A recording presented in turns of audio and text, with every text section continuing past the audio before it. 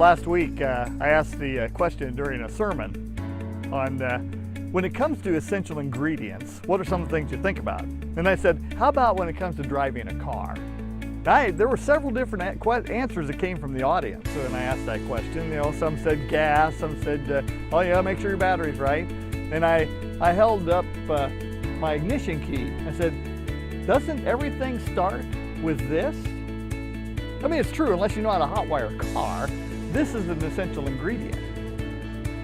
Last session, we looked at the 5 essential ingredients, knockout factors that Charles Ridley talked about when it comes to being a church planter. Well, Ignite has several different characteristics of planters too that we look for personally as we begin the process of evaluating a planter. And I'd like to share these 5 what I consider to be essential ingredients with you today.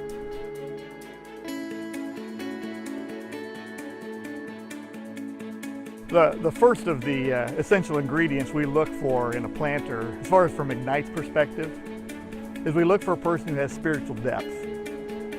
Now you might say, oh Lance, that's understood. Well, I don't know that it really is. Because we know how important it is, but sometimes people and ministers and so forth get so tied up in doing that we forget to be with the Lord. So we ask questions like, what's your devotional life like? What are you hearing from the Lord? What's your prayer life look like? See, these are those foundational issues that are just so important for a planter, because a planter has to be able to draw from the well that comes from that vertical relationship with God. And if we don't have that vertical connection going strong and then tightly held, it's going to be very difficult, because church planting is tough. So yeah, it first of all begins with a vertical relationship, that spiritual depth. The second thing we look though is for a person who's had some horizontal relationships, especially with the unchurched people. We want to know that a planter we're calling to work with us has the ability to reach people for Jesus. So we're going to ask questions about how a person interacts with those who are outside of a relationship with Jesus. We're going to ask for names. We're gonna see how many people you've won to Jesus, because we care about this. This is why we start new churches, so we can reach people far away from Jesus. So if a person is able to reach out horizontally to those who are outside.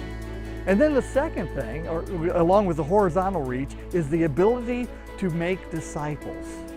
When it all comes down to it, this is what Jesus told us to do: make disciples.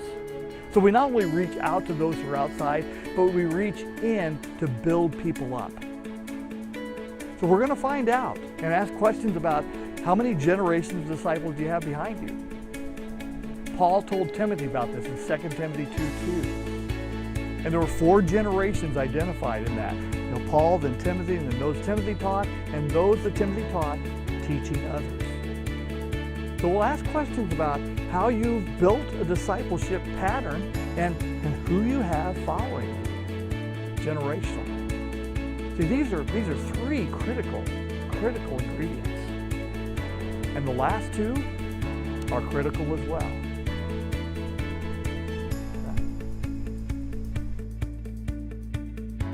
The fourth quality that we look for is a person who has entrepreneurial ability.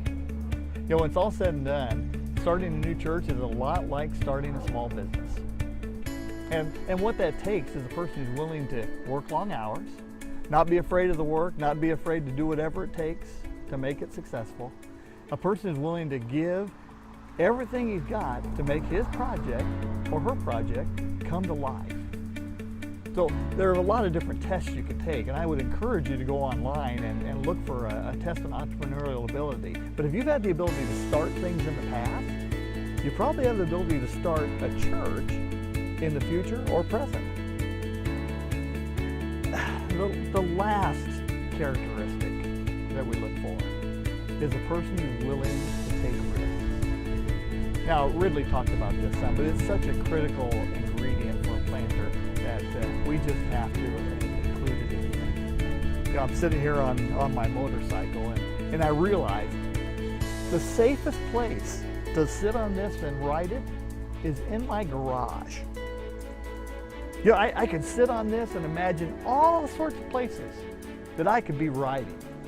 Up the Pacific Coast Highway, out into the Badlands, and north, all kinds of different places I could imagine riding to. But unless I get on it and pull out into traffic, I'm not riding.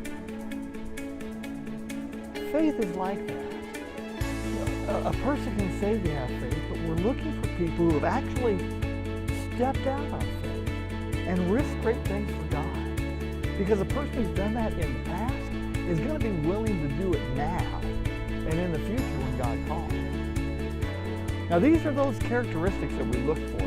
These 5 are just 5 critical ingredients for planting that Ignite looks for in planters. Now, I want to ask you to evaluate yourself on this. How have you shown your ability in these 5 areas? The good thing about these areas, they can be grown. We can practice stepping out on faith. Okay? We can practice starting things up. We can definitely grow a relationship with God and those who are outside the kingdom, helping them grow into a relationship with the Father. All these things we can put into practice. But I'd like you to evaluate yourself. And if you think you score highly in those 5 areas already, I want you to email me.